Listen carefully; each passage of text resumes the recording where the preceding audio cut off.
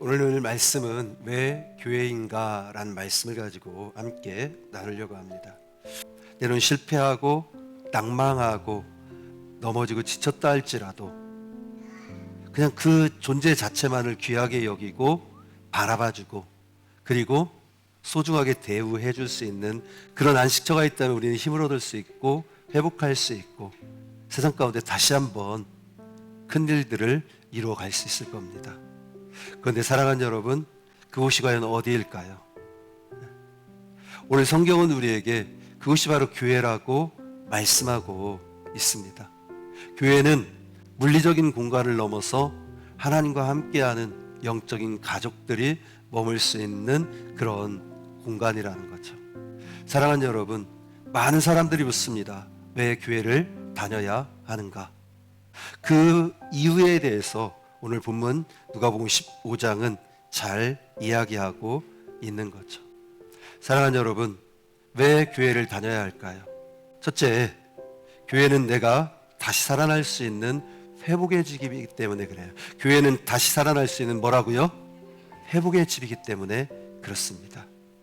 누구든지 고된 삶을 살아가고 시간이 흐를수록 다시 시작해보고 싶고 새롭게 출발하고 싶지만 그러나 많은 상처와 그리고 지친 것과 아픔 때문에 발목이 잡혀서 새롭게 무엇인가를 시작한다는 것을 굉장히 어렵게 느끼고 있습니다.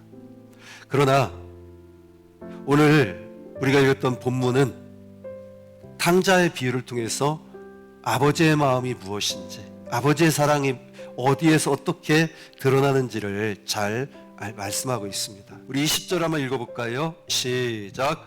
이에 일어나서 아버지께로 돌아가니라. 아직도 거리가 먼데 아버지가 그를 보고 측은히 여겨 달려가 목을 안고 입을 맞추니.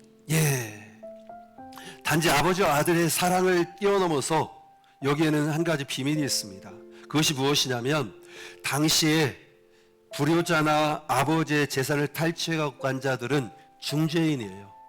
그리고 그 아들을 맞이하는 자체도 죄를 용인하는 거기 때문에 큰 잘못이고, 그러니까 아들에게 달려간다는 것은 율법적으로나 반습적으로 있을 수 없는 일이에요. 그럼에도 아들에게 달려가는 이유는 율법과 반습과 돈보다 더 소중한 것이 아들이라는 것을, 하나님의 사랑이라는 것을 말씀해 주고 있는 겁니다. 사랑하는 여러분, 바로 교회가 이런 곳이에요. 하나님의 사랑이 선포되어지는 곳, 하나님의 말씀이 들려지는 곳.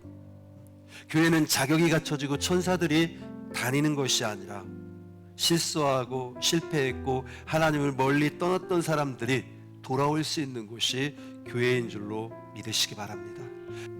하나님이 누구인지, 하나님이 주시는 구원이 얼마나 엄청나고 놀라운 것인지, 나의 노력으로, 나의 힘으로 받을 수 없는 하나님의 자녀의 권세, 축복의 권세가 바로 하나님의 집인 교회에서 이루어질 수 있다는 것을 기억하시기를 주님의 이름으로 축복합니다.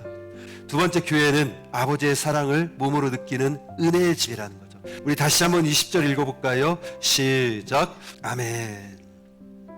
아들이 먼 데서 땅을 보며 걸어오고 있었어요. 어떤 변명도 잘못됐다는 이야기도 아직 듣지 못했어요. 그런데 그 아버지는 가만히 기다렸다가 아들을 맞이한 게 아니에요. 달려갔어요. 먼저 안아줬어요. 그리고 입을 맞췄어요. 당시 가부장적인 그런 문화에서 이것은 결코 이해할 수 없는 행동이죠. 아버지의 권위가 있고 체면이 있고 율법이 있는데도 불구하고, 그러나 아버지에게 더 중요한 것은 아들이 돈을 얼마나 썼느냐, 왜 이렇게 망나니 짓을 했느냐, 왜 이렇게 실패했느냐가 아니라 그를 사랑하고 회복시키겠다는 그 사랑의 선언을 하는 것이 그를 끌어안고 안아주고 입맞추고 한 거예요. 히브리 원어에 보니까 입맞췄다는 것은 한 번만 뽀뽀를 딱 했다는 것이 아니라 안고 계속해서 물고 빨고 하듯이 그렇게 아들을 입맞춰 줬다는 거죠. 지속적으로. 왜요? 실패하고 낭망하고 상처받고 무너져 있는 심령의 그 상한 마음을 치료하고 위로받고 회복되고 과연 내가 소중한 존재이구나 라는 것들을 알고 깨닫게 할 때까지 입맞춰 주시는 하나님, 그분이 계신 곳이 바로 그 사랑을 알게 하는 것이 교회인 줄로 믿으시기 바랍니다. 세 번째, 교회는 함께 자라고 기뻐하는 공동체의 집이기 때문에 그렇습니다. 우리 한 본문 22절 23절 읽어볼까요? 시작. 아버지는 종들에게 이르되 제일 좋은 옷을 내어다가 입히고 손에 가락지를 끼우고 발에 신을 신기라. 살진 송아지를 끌어다가 잡으라. 우리가 먹고 즐기자. 그냥 환영만 해준 게 아니에요. 그 죄인이지만 부족한 사람이지만 연약한 사람이지만 다 돈도 잃고 빈털털이고 가난하고 그짓골이지만 그러나 아버지는 그를 귀하게 여기고 잔치를 베푸는 거예요. 함께 즐기자, 함께 기뻐하자. 이것이 교회 공동체라는 거예요. 구원은 개인적으로 받지만 우리 인생에 꽃이 피고 열매가 맺으려면 공동체 안에 있어야 돼요. 왜 그러냐 하면 성경에 이렇게 되어 있어요.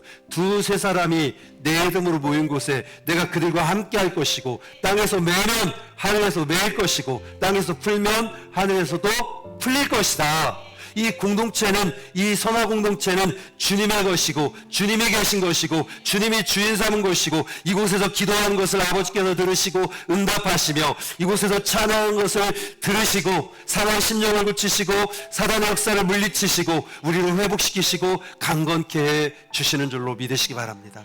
사랑하는 여러분, 우리 선화교회가 하나님의 집이 되기를 축복합니다. 우리가 실망하고 지치고 상처받고 실패하고 낭망하고 고개를 떨군 자체로 이렇게 교회로 들어온다 할지라도 누군가가 아버지를 대신해서 가서 안아주고 자랐다고 하고 손잡아주고 하나님은 당신을 사랑한다고 고백해 줄 수 있는 그런 은혜의 공동체, 바로 이것이 교회예요. 우리가 어떠한 모습으로 오든지 간에 주님은 우리를 받아주시고 안아주십니다. 우리가 세상에 죄를 짓고 그랬다 할지라도 우리로 하여금 더러운 옷을 벗겨주고 예수의 옷을 입혀주실 거예요.